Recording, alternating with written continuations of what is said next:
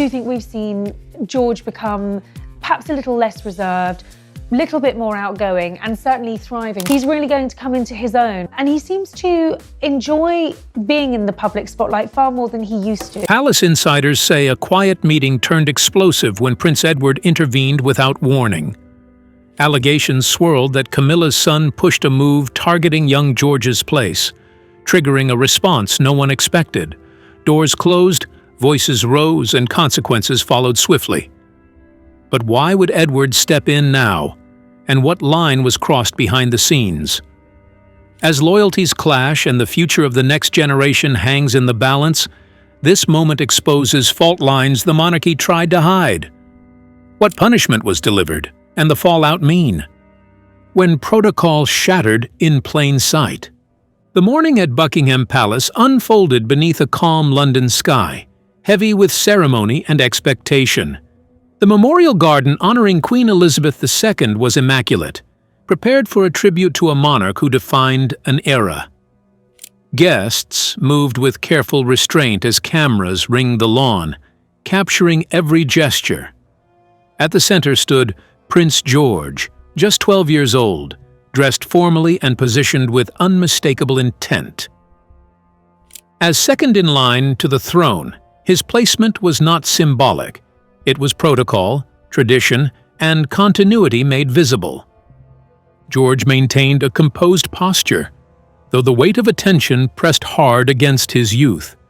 Years of preparation guided his movements: where to stand, when to bow, how to remain still. As the royal orchestra began, the ceremony appeared perfectly aligned, until the order suddenly broke. From the edge of the gathering, Tom Parker Bowles stepped forward. Though publicly known as Queen Camilla's son, he was not part of the official formation. Ignoring staff cues and established boundaries, he advanced with confidence, briefly checking the cameras before fixing his gaze on Prince George. In seconds, the moment detonated. Tom closed the distance and placed a firm hand on George's shoulder. At first, it appeared casual, almost protective. Then the pressure increased. George was nudged off balance, pushed from his precise position. He instinctively reached toward his sister for support, confusion and shock flashing across his face as the color drained from it. Gasps rippled through the crowd. Camera shutters erupted. Some guests froze, uncertain they had truly witnessed what had just happened. Others exchanged tense glances. Tom stepped smoothly into the space George had occupied, wearing a controlled smile that failed to mask intent. His stance suggested possession, as if the center now belonged to him. For George, the moment stretched painfully. The heat of the cameras burned, humiliation stung, and a doubt far too heavy for his age settled in. He straightened quickly, forcing composure, refusing to show tears. But the image was already sealed, the air displaced, the order disrupted. Within minutes, photos began circulating beyond palace walls. Reporters whispered urgently. Online speculation ignited. This was no accidental misstep. The timing, precision, and camera awareness suggested something calculated. As the ceremony continued, an unspoken truth hung over the garden. An unmistakable boundary had been crossed, and the challenge to Prince George's place had begun, openly and without apology. And now, as images spread and whispers turned electric, was this a silent power play, or the opening move in exile? Stay tuned. The quiet witness who refused to look away. Not everyone in the memorial garden reacted with visible shock. From a quiet distance, away from the densest cluster of dignitaries, Prince Edward observed the disturbance with unsettling clarity. Positioned where cameras rarely lingered, he was close enough to catch every movement, far enough to remain unnoticed. While others hesitated, Edward's gaze stayed fixed. Years of military discipline and royal service had trained him to recognize meaning in moments others dismissed as fleeting. Edward was not known for public confrontation. His authority lived in restraint. Within palace walls, he was regarded as meticulous, principled, and fiercely loyal to protocol. He believed in structure, the quiet, unspoken rules that preserved the monarchy long after ceremonies ended. When he saw Prince George falter under Tom Parker Bowles' guiding hand, Edward did not register a harmless misstep. He saw a breach. Prince George's position in the formation had not been symbolic guesswork. It had been approved, reviewed, and locked in through multiple layers of protocol. To Edward, that placement represented continuity, the visible future of the crown standing precisely where it belonged. Tom's unsanctioned move into that space, carried out under the gaze of the press, was more than disrespect. It was a challenge to the order of succession itself. Edward's expression remained unchanged, but his thoughts sharpened. He noted the timing, the cameras already poised, and the confidence with which Tom advanced, as if resistance was never expected. Nothing about it felt spontaneous. As the ceremony continued, Edward quietly withdrew from a brief exchange and moved along the garden's edge, already forming a response that required no raised voice and no public scene. Hours later, long after the final notes faded, Edward's private office stirred with controlled urgency. Requests were issued calmly. He asked for full security footage, broadcast angles, and internal feeds. He requested guest lists, seating charts, and ceremonial diagrams approved before the event. He asked for protocol logs, arrival clearances, and records of last-minute changes. Each request was precise. Each carried authority without explanation. Staff complied without hesitation. They understood that Edward never sought details without purpose. Reviewing the footage frame by frame, he studied the pace, the positioning, and the absence of surprise on Tom's face. The conclusion was unavoidable. The act had been calculated. What troubled Edward most was not the physical gesture, but its implication. If such a move could occur openly, during a memorial for Queen Elizabeth II, with cameras rolling and senior royals present, then the boundaries protecting Prince George had already been tested, and tested boundaries invite repetition. Edward understood the personal cost of action within a family bound by history and scrutiny. He also understood the greater cost of inaction. By the time Buckingham Palace settled into silence, his decision was final. This would not be dismissed as confusion or handled through whispers. The line had been crossed in daylight. The response, Edward decided, would come just as deliberately, quiet, institutional, and impossible to ignore. So, why did Edward choose silence as his weapon? And which quiet move will expose intentions no one expected inside? Keep watching. The moves that no longer looked accidental. As Prince Edward reflected on the Memorial Garden incident, a chilling realization settled over him. This was far from an isolated lapse. The moment with Prince George was only the most visible piece of a much larger, quieter puzzle. Once he allowed himself to examine past events without preconceptions, patterns emerged with unnerving clarity. For years, Tom Parker Bowles had inched closer to the heart of royal visibility. Never overtly overstepping, he hovered always, just within the bounds of acceptability.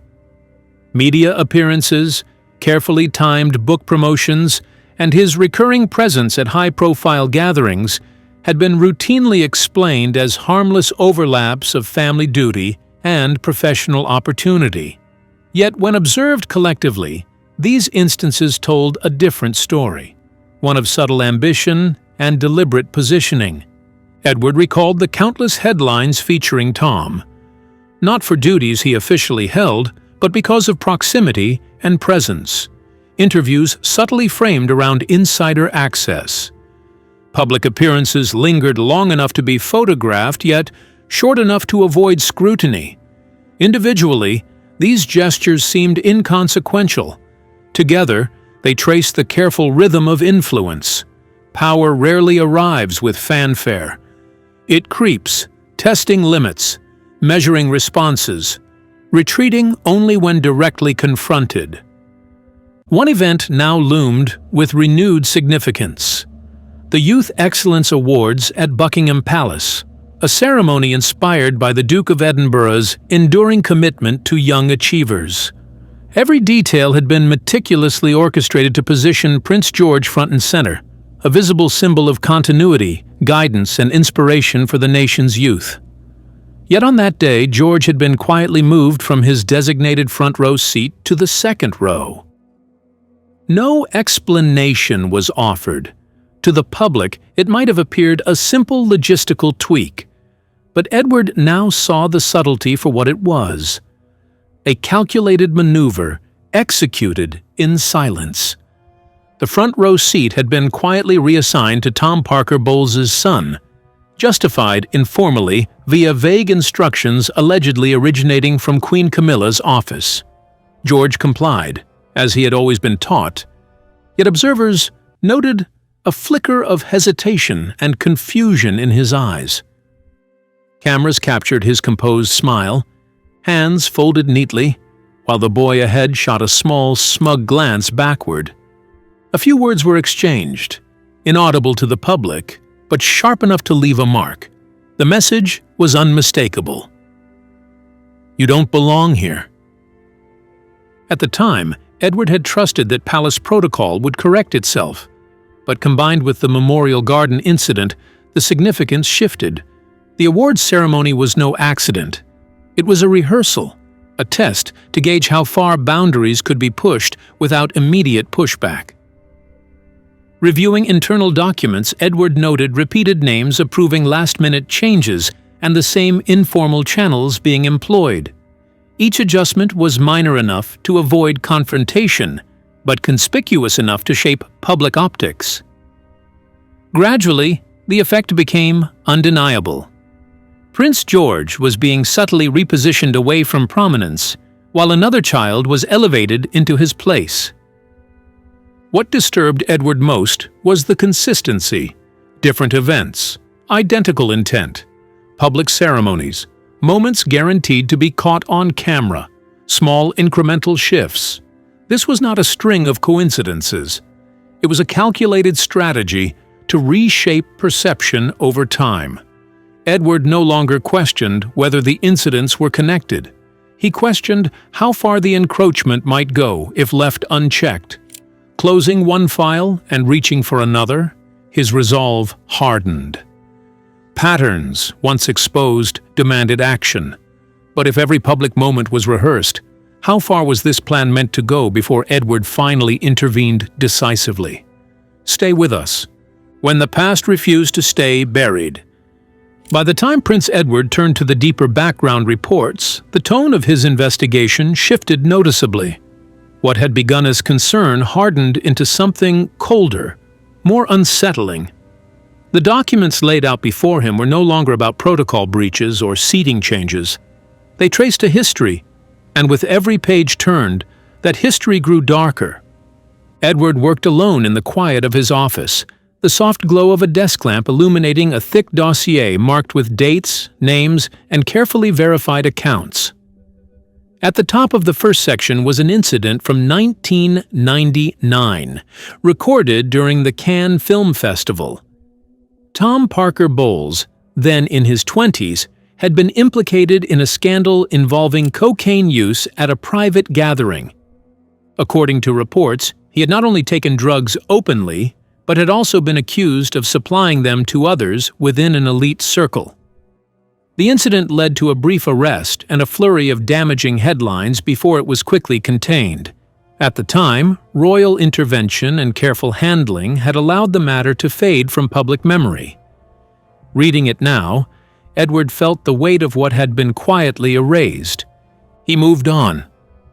The next section detailed events from 2015, tied to a group of restaurants in which Tom had financial interests. A serious food poisoning outbreak had hospitalized dozens of customers, some suffering severe symptoms that required urgent medical care. Health authorities initially prepared a full investigation, but it never reached the public stage. Instead, the record showed a trail of confidential settlements, pressured withdrawals, and, most troubling of all, allegations of bribes paid to silence officials and suppress findings. Edward paused there, his jaw tightening. These were not rumors or tabloid exaggerations. These were documented actions buried through influence and money. As Edward read further, patterns began to mirror what he was now witnessing within royal spaces. Lawsuits quietly settled before reaching court. Complaints redirected, delayed, or dissolved entirely. A consistent misuse of proximity to power, not for service or responsibility, but for protection. Each incident reinforced the same truth. When faced with consequences, Tom Parker Bowles had never stepped back. He had pushed harder, leaning on influence to bend outcomes in his favor. Edward leaned back slightly, allowing the implications to settle. If this was how Tom operated in business and public life, then the recent moves involving Prince George took on a sharper meaning. The Memorial Garden, shove. The Youth Excellence Awards, seating change. The subtle humiliations designed to be seen but not challenged. These were not impulsive acts by a careless man.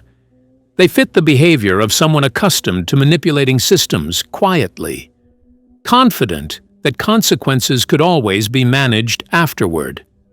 The most troubling realization followed naturally. This was not merely about disrespecting a child or bending protocol. It was about access, visibility, positioning. Someone with this history, this willingness to suppress truth and shape outcomes, could not be allowed anywhere near the line of succession, not directly, not indirectly, not through children, cameras, or influence behind closed doors. Edward closed the file slowly. His thoughts turned not to outrage, but to duty. The monarchy survived not on personalities but on structure and trust. Allowing a figure with such a record to operate unchecked within its most sensitive spaces would place that trust at risk. He understood now that informal warnings or quiet disapproval would achieve nothing. The evidence demanded something stronger. As the clock ticked quietly on the wall, Edward began outlining his next steps. This would require formal channels, documented authority, and institutional backing. It would need to be precise, controlled, and beyond personal emotion. He gathered the dossier carefully, aligning each page, already preparing to move from observation to action, knowing that once this path was taken, there would be no turning back. As Edward prepared action, which whispered words, triggered irreversible consequences, and who authorized a move that could never be undone. Stay glued. Words spoken in confidence that changed everything. The deeper Prince Edward moved into the evidence, the clearer it became that documents alone did not tell the full story. There was another layer, one that explained motive, intent, and direction. It emerged from an incident that had taken place at Clarence House, within walls long assumed to be secure from careless ears. Edward reviewed the account carefully, aware that what was recorded there did not rely on speculation or interpretation. It relied on words spoken plainly, without caution, and with a chilling purpose. According to verified internal reports, a private conversation had occurred between Queen Camilla and her son, Tom Parker Bowles, in a drawing room at Clarence House. The timing was critical. It came shortly after the memorial garden ceremony at Buckingham Palace, when public attention was already heightened and media scrutiny unusually sharp. Edward noted the setting immediately.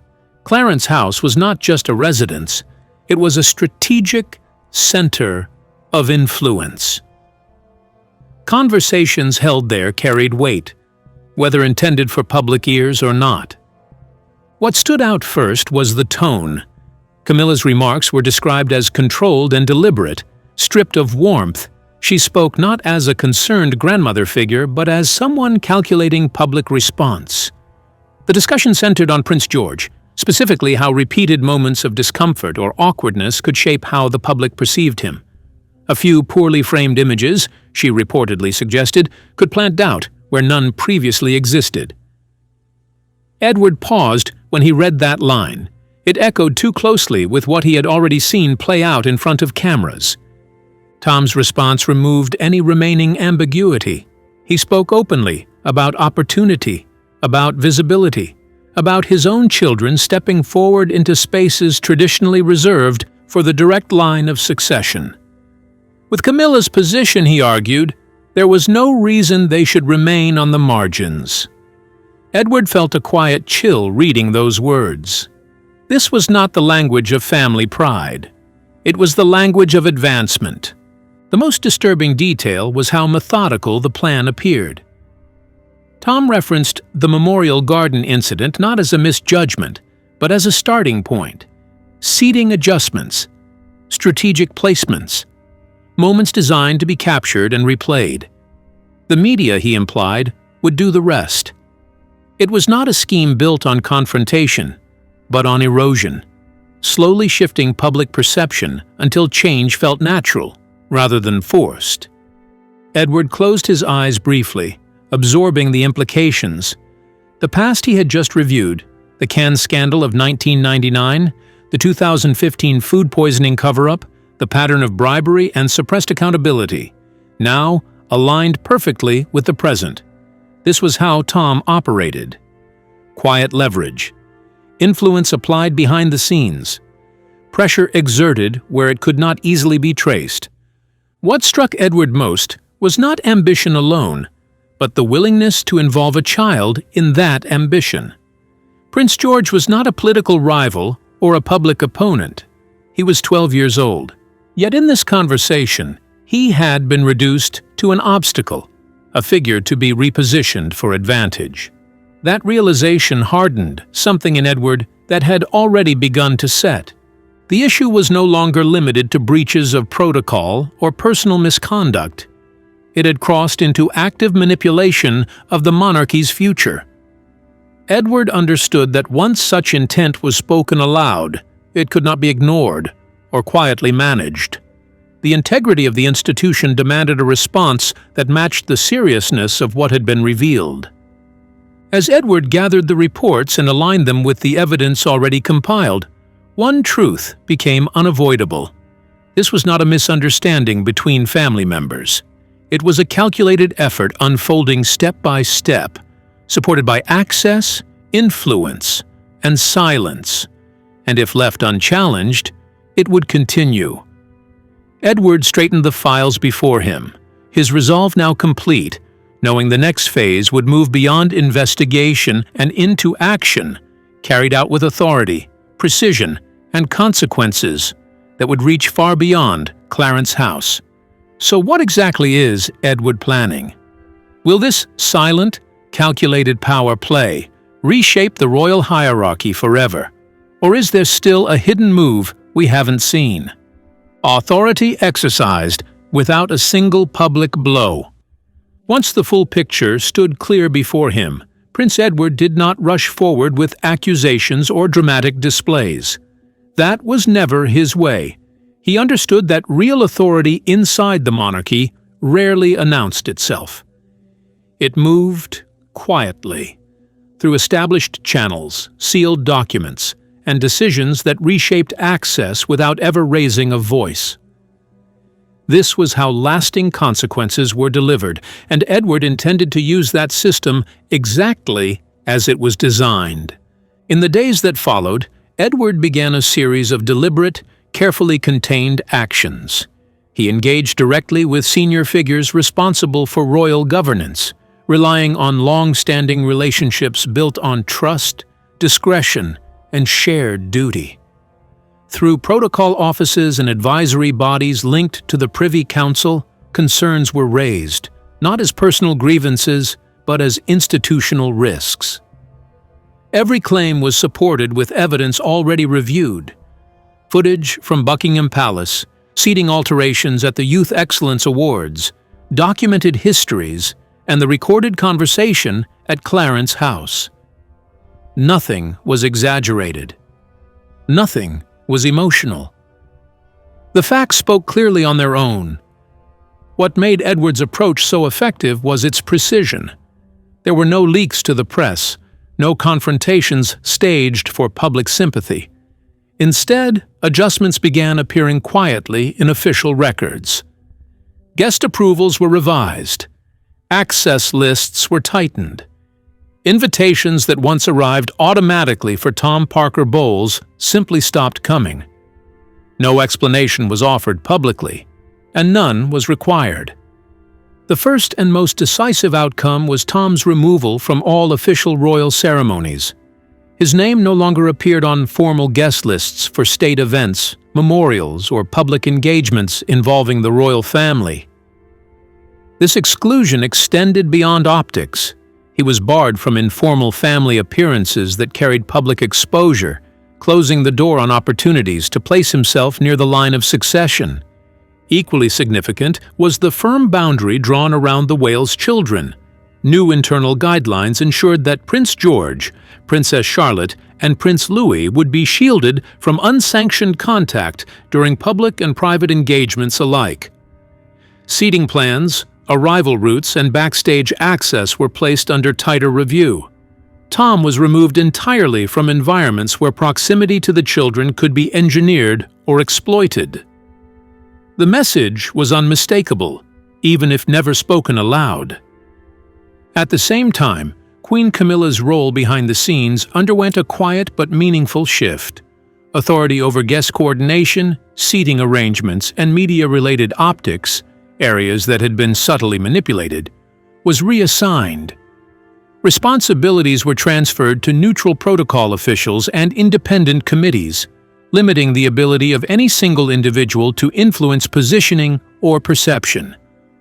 On paper, it appeared procedural. In reality, it dismantled the leverage that had allowed earlier encroachments to occur. What made the outcome irreversible was its structure. These were not temporary restrictions or informal warnings that could be undone with time. They were embedded into the operational framework of royal engagements. Once implemented, reversing them would require formal review and collective agreement, an unlikely prospect given the weight of evidence that had prompted the changes. Through it all, Edward remained absent from public narratives. His name was not attached to statements or briefings. Yet within palace corridors, the result was understood. Boundaries had been restored. A line had been redrawn, firmly and without spectacle. Tom Parker Bowles' access to influence had been severed not by confrontation, but by removal, an outcome far more effective and far more final. For Edward, this was never about punishment for its own sake. It was about protection. The institution had been tested, and it had responded. And while the public saw nothing more than subtle shifts and quiet absences, those within the system understood the truth. Power had been exercised, carefully and completely, ensuring that the attempt to sideline Prince George would go no further. So what hidden forces shaped George's fate behind palace doors? And who truly pulls the strings in this silent battle for power? Restoration of order and the quiet sentinel. The following public event unfolded under a calm summer sky, yet the air carried the weight of recent turmoil.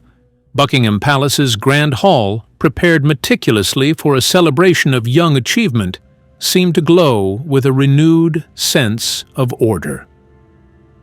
Prince George, dressed sharply and radiating a quiet confidence, stepped into the ceremonial center, reclaiming the place that had been his by right.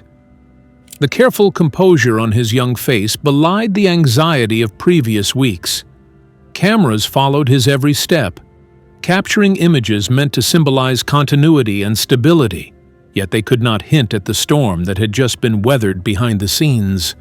The contrast was immediately evident. Tom Parker Bowles, once present and assertive, was nowhere to be seen.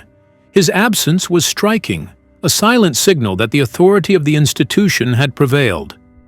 Queen Camilla, too, was subtly repositioned, moved away from direct involvement in arrangements and media oversight, her influence curtailed without drama or confrontation.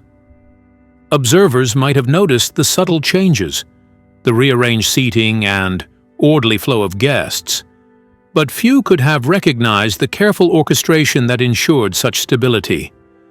Prince George took his place, calm and assured, a symbol of the monarchy's resilience. Princess Charlotte and Prince Louis flanked him, their presence reinforcing the family's continuity and unity. Edward's strategic measures, executed entirely behind the public eye, had already ensured that no unauthorized presence could disrupt the proceedings. Through careful planning, the potential for repeated interference had been eliminated. Every camera angle, every seat assignment, and every procedural detail had been reviewed and confirmed. The young heir's prominence, once threatened, was now unmistakably secure.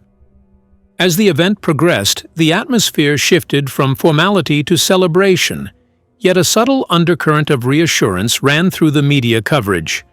Headlines began to emphasize stability and order rather than scandal. Stories highlighted Prince George's composure, his evident poise, and his ability to represent the future of the crown with dignity.